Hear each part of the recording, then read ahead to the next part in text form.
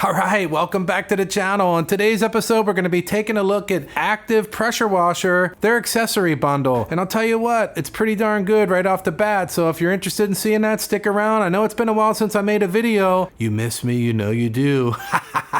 We'll start the video off talking about the pressure washer we're going to be using today. It's the Active 2.3. Now this pressure washer checks in at about $650. That puts it in about the middle range. There's much more expensive versions out there at different makes and models, and there's much more economical models. This puts us right in about the middle, and it puts us in the semi-pro, semi-commercial grade pressure washer, so it's going to be a good one. I did full in-depth reviews on both this Active 2.3 pressure washer as well as the Active 2.0 version, which is more the consumer model, the $350-ish model. So if you want to see those, I'll leave links in the description, and you can check out that in-depth review on those. But let's jump right into the accessory bundle. The accessory bundle checks in at about $299, and if you bought all the parts and pieces individually, you'd be up around $350, so it's a pretty good deal. Now let's talk about what comes in this bundle. First up, it's the M22 fitting with a quick disconnect on the end that connects your pressure washer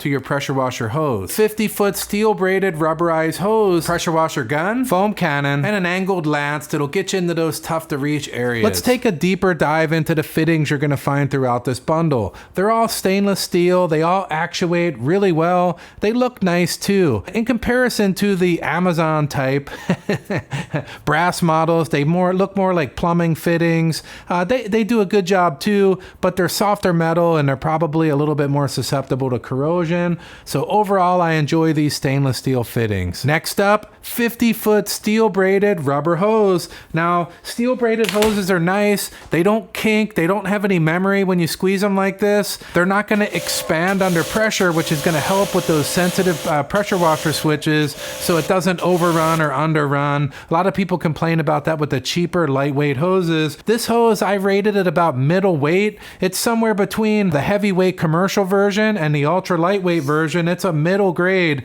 but it's going to be good, solid, give you some good durability. It's got this extra anti-kink solution both on the gun side and the pressure washer side, so when you're pulling and tugging, it's not going to kink right there either. Overall, good quality hose. If you want to know more details about pressure washer hoses and my favorite picks top to bottom, over on my website I dive way deeper into that. Now we're down to the pressure washer gun. This is where the rubber meets the road. I'm actually going to be holding this thing the entire time I'm using the pressure washer, so I want it to feel good and I want it to work well. This kind of looks like a beluga whale, which it's growing on me. When I first saw it, I thought, wow, that looks like a beluga whale. But now I'm like, I kind of dig it. It's cool looking. It does have the active branding with the gray, black, and yellow. So make sure that fits your color profile. Also, it's got nice stainless steel fittings on the end that actuate really smoothly. Trigger pull, really easy to pull. And when you get to the about 3/4 mark, it engages and it's really easy to hold it past there. No problem there with the trigger pull. On the bottom, we got the stainless steel live swivel, meaning when the pressure washer's on, I can still rotate the handle, which is anti-fatiguing and it makes it really nice. And they've done a good job tucking all this. They've kind of followed the Obsessed Garage methodology of tucking everything up inside the handle so that there's a minimum amount of actual quick disconnect hanging out of the bottom, which makes it for a much cleaner, nicer fit. Some of the other models, they have a lot of stuff hanging out the bottom and it kind of looks again like a plumber's dream, and we're not interested in that. We want everything that can be inside the gun, leaving what's left outside. Now let's talk about the thing with this one that I felt like was a little bit not so fitting for me in particular. When you have big mitts like these things, I tend to have a little bit of my hand. I'm all the way at the top and there's a little bit hanging out the bottom. Does that matter? No, it doesn't. But in comparison to other models, my whole hand fits inside the gun pretty easily, and it's pretty comfortable doing that. Again, this one, just a little bit on the small side for a hand my size, but I think I kind of got big hands. You know what they say.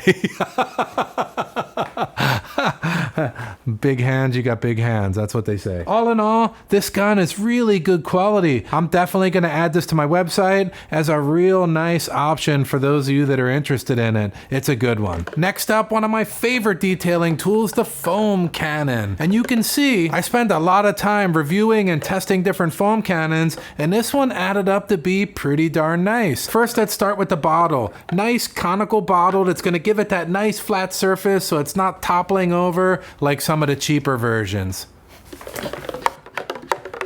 Nice large mouth to the bottle, making it easy to fill and dump out. Weighted tube, that way no matter which way you're pointing the foam cannon, it's always drawing the liquid out of the lowest point into the bottle. Nice stainless steel plug on the back. Easy to control spray nozzle on the front. You can open it all the way up or close it down all the way, adjusting the spray pattern as you want. You can also twist the whole nozzle, and it's in small increments here. All the way to 90 degrees. On the top of the cannon is the soap adjustment knob. How much soap do you want to go through the foam cannon as you're spraying it? Adjust it accordingly. I always turn mine all the way up. I want the max. Overall, this is a really nice high quality foam cannon, and look at the foam this thing sprays. Coupled with some great soap, you're gonna get shaving cream like foam. There's not gonna be any tips that come with your accessory kit, and that makes sense because you have to have the right orifice size for your pump. So Active offers their own tips with each of their pressure washer pumps with the proper size orifice so that the pump gets the best longevity, you get the best water flow and the best pressure. If the orifice in here is too small, and I don't mean the 40 degree, 20 degree and all that, I'm talking about the hole in which the water is push through. If it's too small, the pump's going to run too hard. If it's too large, it's just going to whiz out like a garden hose. You got to get that right. But the pressure washer tips that do come with the Actives,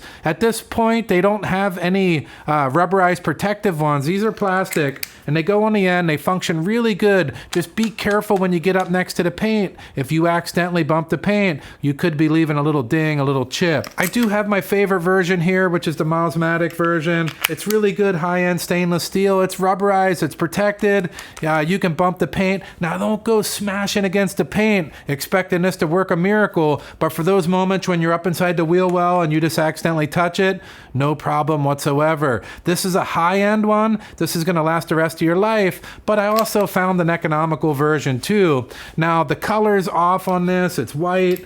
You know, so it doesn't necessarily match the kit. It looks funny, but it is rubberized. It is 40 degrees. But again, make sure you get that proper orifice size, and it's going to protect you from banging up the paint. I hate to keep saying it, but all the links will be down in the description for each of these parts and pieces. Everybody always asks in the comments, Jeremy, where do I find all this stuff? The links will always be in the description and over on my website also. And I appreciate you using them. It keeps all these lights on here at the Detailing YouTube channel, and I appreciate it. And last but not least, the extension lance, and this has what looks like about a 22.5 degree bend on it. Now what this does is it goes on the end of the gun, and it enables you to get that reach and get out there and get on top of the larger vans, SUVs, or the top of your car, or you could rotate it under and get under the undercarriage. It kind of is helpful so that you're not all hunched over and bent over. With the gun, you're kind of have to be right on it, so this gives you that little extra reach. Now, one thing I hope I never see you doing is this. This is how you look like a kook. Don't do that. You don't need it on the end of this thing. That's ridiculous.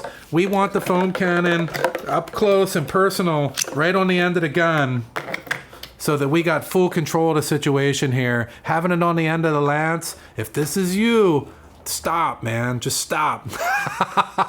All right, so what did you guys think about the Active accessory bundle? I feel like it's a really good quality accessory package that you can add on to your pressure washer, and you're just gonna get years of just great performance out of it, and it's a no-brainer. It's all right there. Have any of you guys used any of this Active stuff? If you do, let me know in the comments. What do you guys think about it? I appreciate you sticking around to the end. Links to everything in the description. Subscribe if you haven't.